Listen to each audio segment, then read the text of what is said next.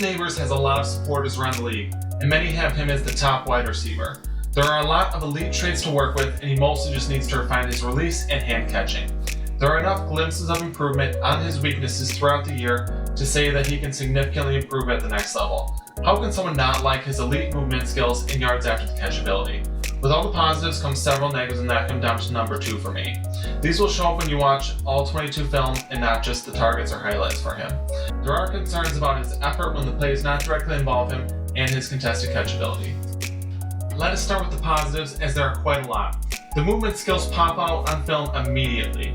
Nabers has the long speed and the quick burst in and out of breaks that will easily be in the top 10% second he enters the league. Even though he is not targeted in all of these plays, you can see how he glides past defenders and finds open space frequently. He has an effortless acceleration from standstill and fluid hips, which will show up on film. This is what will separate him from player comparisons such as Jerry Jeudy and John Ross, who are more linear movers. He is one of the few that can break on a route and not lose any speed while doing so. He is easily the best in this class at acceleration and agility in and out of breaks. Next, let us review his route running. Overall, Nabers has a decently diverse route tree in terms of what you see him do. He mostly thrives on comeback routes and in-breaking routes, as you see in these clips, but he does show the ability to run more complex routes when given the chance.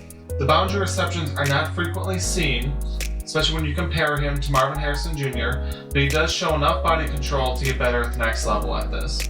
The one thing you do not see him excel at is goal balls on the boundary or outbreaking routes outside the numbers.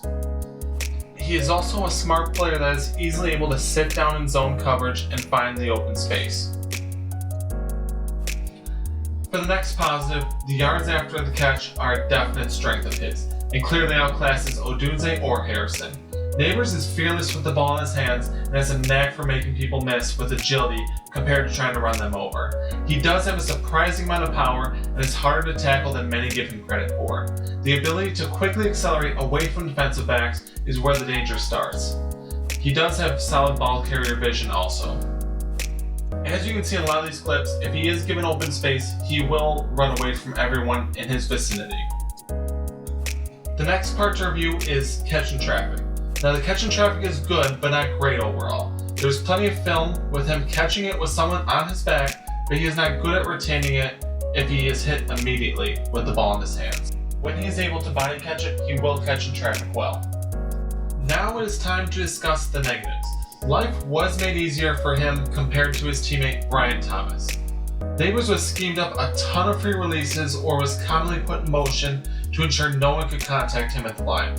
You can see in a lot of these clips how open he is running and how no one can touch him off the line. It makes you wonder if his coaches trust him to get open on his own.